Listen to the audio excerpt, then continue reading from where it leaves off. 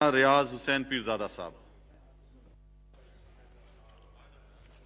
شکریہ جناب اسپیکر۔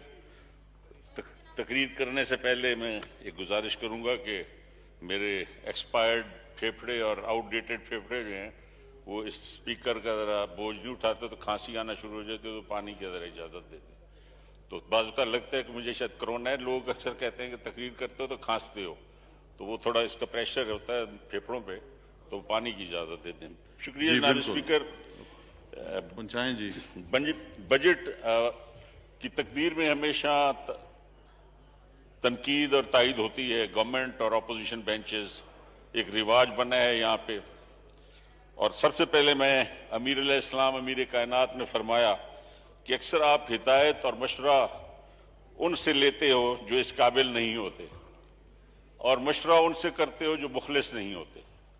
تو بدقسمتی ہمارے ملک کی کہ جہاں جہاں یہ ادارے جہاں کام کرنا چاہیے ان اداروں کو اپنے اختیارات سے ماورا ہو کر اور آئین سے بعض اوقات ماورا ہو کر اور کوئی اپنے پر پابندی نہیں چاہتا۔ عدل انصاف اللہ تعالیٰ کی طرف سے ہر شخص پہ لازم ہے، کیونکہ سورہ رحمان میں اللہ تعالیٰ نے فرمایا اور میں نے ترازو قائم کر دیا۔ عدل فرض ہے، اس کے لیے کسی سے کوئی حساب نہیں لینا ہوتا۔ عدل کرنا آپ نے اللہ کی عبادت میں عدل کرتے ہیں۔ بجٹ جب شروع ہوئے تو یہ ایک لمبی ہسٹری ہے، جب یہ شروع ہوا تو اس میں جاؤں گا تو کافی دیر لگ جائے گی۔ یہ کاشتکاروں کے لیے جب منڈیاں وجود میں آئیں تو دکانداروں نے پیسے اکٹھے کیے، اور وہ جو زمیندار کی فصل لے کر آتے تھے گھوڑے کارٹس میں اور بیل، ان کی پانی پینے کی جگہ اور کاشتکاروں کے بیٹھنے کی جگہ اور ان منڈی کی ان دکانوں پہ صفائی اور جنس کو رکھنے کے لیے انہوں نے یہ حساب کتاب شروع کیا، اور پھر یہ گورنمنٹس نے اپنا لیا۔ لیکن اب یہ حالت بن گئی ہے کہ اب بجٹ جو ہے اس میں بجائے اس کے کہ شفافیت ہو، وہ شفافیت نہیں رہی۔ ہر چیز کو چھپانے کے لیے اب بجٹ بن چکا ہے۔ صرف ایک بجٹ نہیں آتا بلکہ دو بجٹس، بعد کا 3 بجٹس آ جاتے ہیں، منی بجٹس آ جاتے ہیں، اور اب بھی ایک منی بجٹ آئے گا۔ تو کہاں گیا اس کا تقدس بجٹ کا جناب اسپیکر؟ میں نہ اکانومسٹ ہوں، نہ میں کوئی اکاؤنٹنٹ ہوں، نہ میں اکانومسٹ ہوں، نہ اکاؤنٹنٹ ہوں، نہ مجھے کوئی حساب کتاب آتا ہے۔ میں ایک عوامی نمائندہ جو عوام کی دل کی بات اس ایوان میں جو اکثریت یہاں بیٹھی ہوئی ہے میں اس کی نمائندگی کرتا ہوں، اور میرا خیال ہے جتنی دفعہ میں ایم این اے بنا ہوں اگر دل کی بات نہ کروں تو کرونا بھی ہے، مرنا بھی ہے۔ اور اگر اس ملک کے اندر جو ہوا ہے، یہ کھلواڑ کی باتیں جو ہوتی ہیں، یہ کھلواڑ سیاستدانوں کا نہیں ہے۔ سب سے پہلے سیاستدان اپنے ذہن میں یہ رکھ لیں کہ آپ کا یہ کھلواڑ نہیں ہے۔ جن سیاستدانوں کو ایبڈو کیا گیا تھا وہ کھلواڑ کرتے تھے۔ یہ وہ آپ کا بنایا ہوئے ہاؤسز ہیں جس میں کھلواڑ ہوتا ہے۔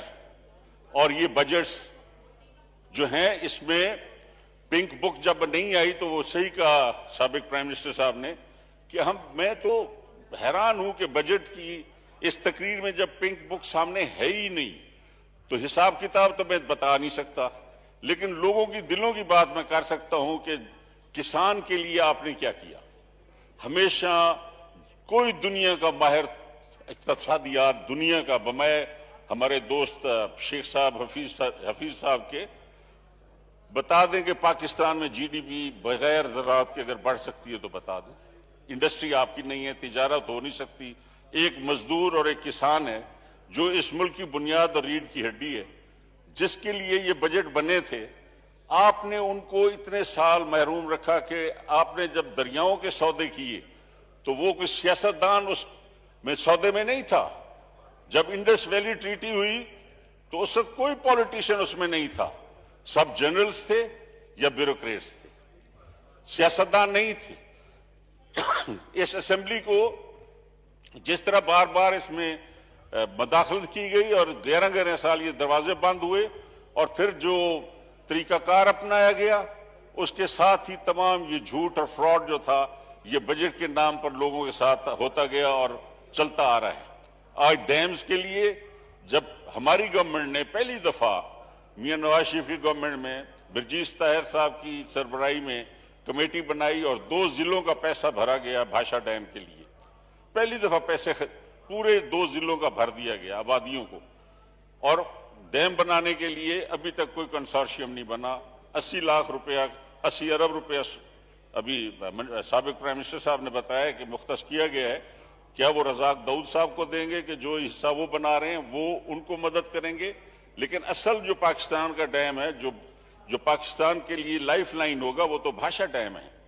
उस पर अभी तक पानी के नाम पे चीफ जस्टिस साहब ने भी करते रहे कि जी पानी नहीं मिलेगा, तो उन्होंने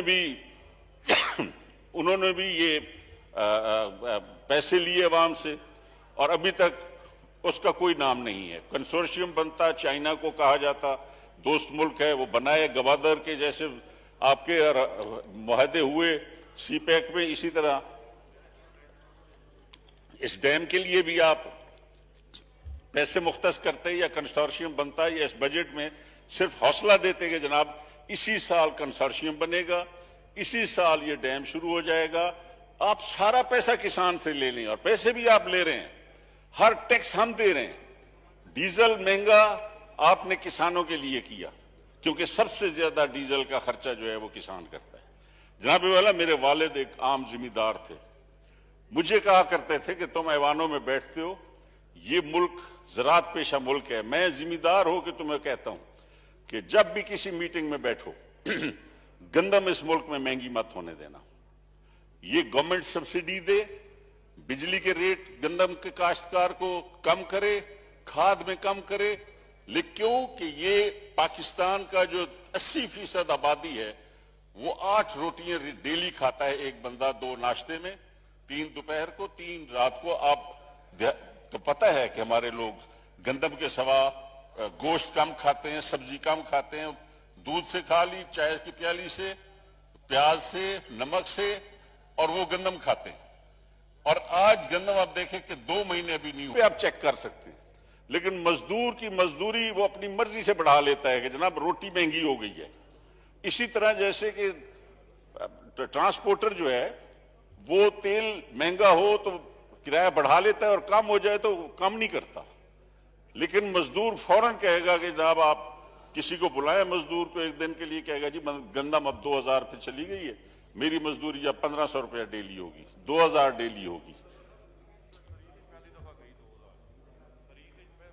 पहली दफा ही 2000 पे गंदम खरीफ में चली गई है। जनाब स्पीकर, सिर्फ जिम्मेदार इस मुल्क का वारिस है, इस मुल्क की बुनियाद और इस मुल्क की रूह है। इसको जितनी भी मराहत आप पानी में देंगे, आप फसलों में, ज़राअत में और रिसर्च में देंगे, लेकिन आप देखें जनाब स्पीकर कि आज तक हमें कॉटन का सीड पाकिस्तान की रिसर्च इंस्टीट्यूट नहीं दे सके। हमें गंदम के लिए बखर के एक साइंटिस्ट ने, एग्रीकल्चर साइंटिस्ट ने अभी अच्छा बीज दिया, उसको उन्होंने उठा के वहां से तब्दील कर दिया। जो उसके पाइपलाइन में अब थे, मैंने उससे बीज लिया जनाब स्पीकर, उससे टेलीफोन करके, मेरी 60 मन एकड़ हुई है जी, पहली दफा। अब जो रिसर्च करने वाले हमारे डॉक्टर्स हैं उनको एक तरफ कर दिया जाता है और फिर वो लोग जो काम बन जाता है। इसी तरह एक भावलपुर में डॉक्टर तारिक से, जिन्होंने BH36 के नाम से कॉटन का सीड दिया था, क्योंकि हमारे इलाके में चोलिस्तान में कॉटन जो है वो इस तरह पतले पत्तों वाली सीधी होती थी। मदर प्लांट उसी पे उन्होंने रिसर्च की और वो बीज दिया और वो 30-35 मन निकला। जब मैं मिनिस्टर था उन दिनों में तो मैंने उनको प्रोटेक्ट किया, बाद में उनको भी खुडे लाइन लगा दिया गया और फिर कॉटन का बीज नहीं आ सका।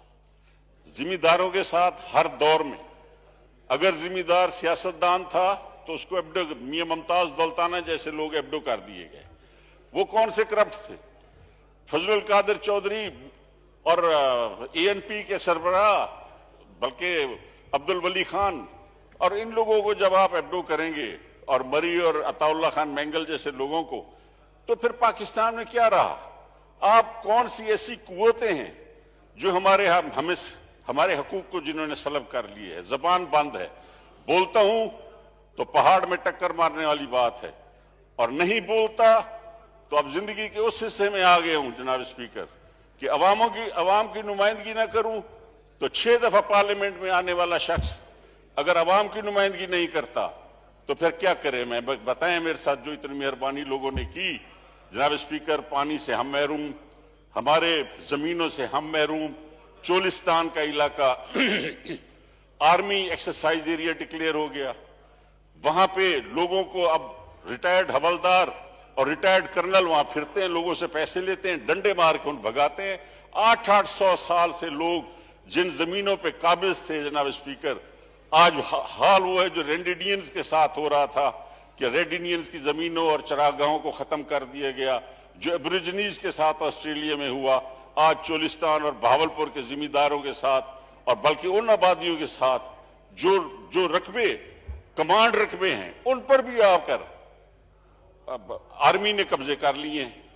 हालत ये है कि, और मुझे अफसोस होता है जनाब स्पीकर, मैं बड़े साल गोल्फ खेला हूं, तकरीबन सब जनरल्स के साथ, सीनियर जनरल्स के साथ मैं गोल्फ खेला हूं, और आज के जनरल्स जो हैं, पहली दफा पाकिस्तान में ऐसा हुआ है कि तमाम कोर कमांडर्स में से शायद एक आध ऐसा हो, वरना सारे ये वॉर जनरल्स हैं। ये वो हैं जो फ्रंट मोर्चों पे लड़ के आए हैं, जो अपनी जिंदगी दांव पे लगा के और इस ओहदे तक पहुंचे। आज ये वो जनरल्स हैं जिनसे हिंदुस्तान डरता है। ये पाकिस्तान की वो एयरफोर्स है जो हिंदुस्तान डरता है।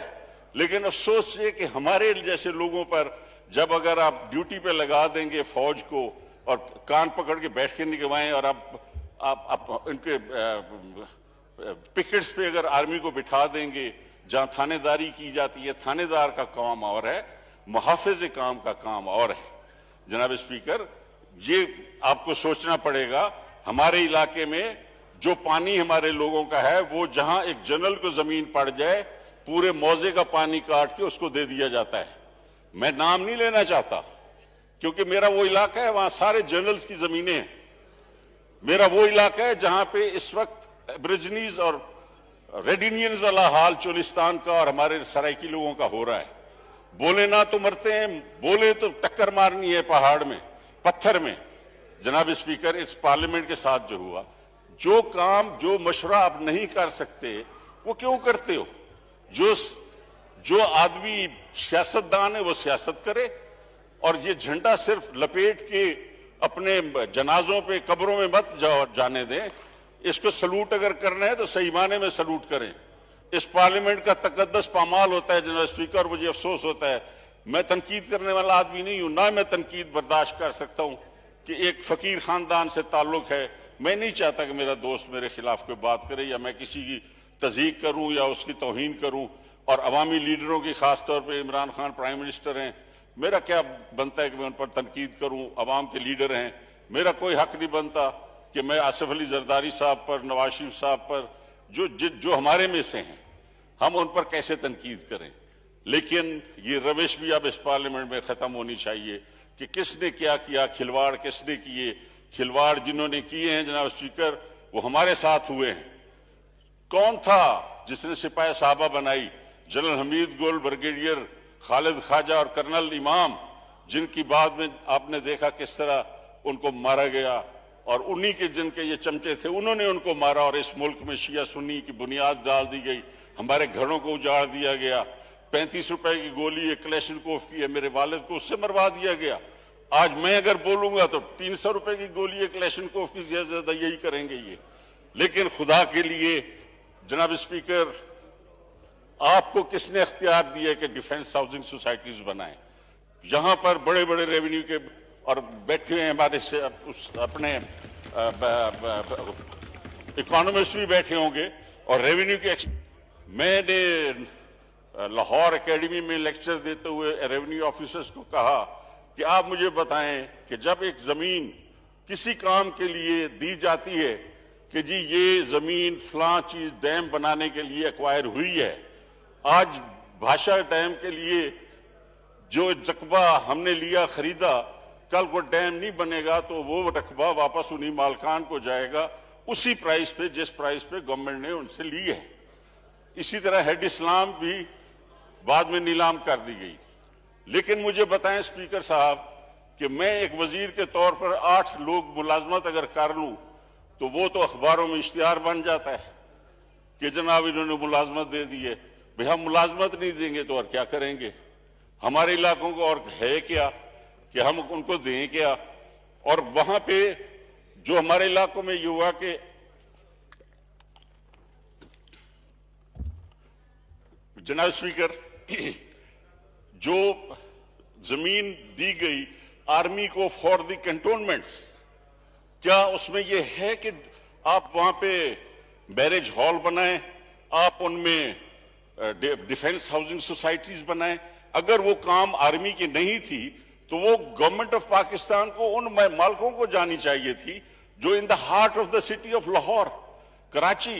اب وہ لینڈز جو ہیں وہ آ گئی ہیں، وہ وہاں پہ اب ریاض بحریہ والوں کو تو پکڑ کے آپ بند کر دیں کہ جس نے اس دنیا میں پاکستان میں لوگوں کو رہنا سہنا سکھایا، جس نے لوگوں کو کتنے لاکھوں کو نوکریاں دی، وہ تو کرپشن کر رہا ہے۔ اور جو آپ کے جنرلز خودکشی کر گئے، جو کچھ ہوتا گیا، آپ ہاؤسنگ اسکیموں پہ اسکیمیں بنائے جا رہے ہیں۔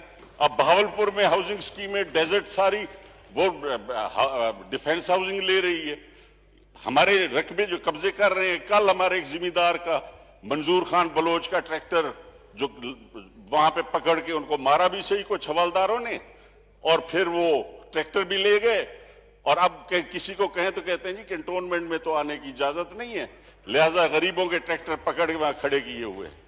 جناب اسپیکر، حقیقت یہ ہے کہ پاکستان کے لوگوں کو جو کھلواڑ، نماز کا وقت اگر ہو گیا تو مجھے کوئی پیرزادہ صاحب 8 منٹ رہ گئے نماز میں، 1 بجے نماز ٹھیک ہے سر، میں 8 منٹ میں بند کر دوں گی۔ جناب اسپیکر، میں کافی مدت سے سوچتا تھا کہ دل کی بات اگر نہیں کرتا تو اتنی دفعہ MNA بننے کے فائدہ کوئی نہیں، اور میں آج آپ کو بتا رہا ہوں جناب کہ افسوس یہ ہے کہ ہمارے وار والے جرنلز جو اس وقت موجود ہیں، سوائے 1-2 کے، میں جانتا ہوں سب کو، ملتان کا جنرل ہو، آپ کا گجرانوالہ کا کور کمانڈر ہو، کراچی والا ہو، کوئٹہ والا ہو، یہ سارے وار جنرلز ہیں جناب۔ یہ کپتان سیکنڈ لیفٹیننٹ سے یہاں تک، یہ فرنٹ مورچوں میں لڑ کے یہ یہاں پہ آئے ہیں۔ یہ جنرل ملک طاہر ملک اور جنرل ہارون جیسے لوگ جنہوں نے اس آرمی میں یہ جذبہ پیدا کیا کہ فرنٹ پہ جا کے یہ اٹیک کرتے ہیں، یہ وہ جنرلز۔ لیکن مجھے کہ اس وقت جو نیچے ہو رہا ہے اس سے اس آرمی کو کوئی فائدہ نہیں، لوگوں کے دلوں میں اب وہ عزت اور احترام نہیں رہا۔ میں افسوس سے کہتا ہوں، میرے یہ محافظ ہیں، میرے محافظ ہیں، یہ ہمارے گھروں کو تو اجاڑا ہے، کم از کم بس سرحدوں پہ تو مہربانی کرو۔ یہ جو کچھ ہو رہا ہے، ایٹم بم ہم نے بھوک مر کے بنایا، اور وہ ایٹم بم اسی کام کے لیے اب آ رہا ہے کہ اس کو چھیننے کے لیے جو سازش ہو رہی ہے اس میں سب شامل ہوئے ہیں۔ کیا اس ملک کا پورا اپنے ملیے میٹ کر دینا ہے سب کچھ، تاکہ وہ کل کو کہیں نیوکلیر پروگرام جو ہے وہ بند کرو اور یہ اپنے بم ہمارے جمع کرو اور چلو بھاگ جاؤ؟ جناب اسپیکر، میں آپ کو دیکھ رہا ہوں کہ شاید آپ مجھے کہنے والے ہیں، تو اس سے پہلے کہ آپ مجھے کہیں، میں اتنا سینئر پارلیمنٹیرین ہوں کہ میں آپ سے تقاضا بھی نہیں کروں گا، پھر موقع ملے گا پریزیڈنشل ایڈریس پہ، پریزیڈنشل ایڈریس پہ بھی میں بات کرنا چاہتا تھا، کیونکہ یہ چیزیں پریزیڈنٹ کی سپیچ میں آنی چاہیے کہ ادارے اپنے کنٹرول میں رہیں۔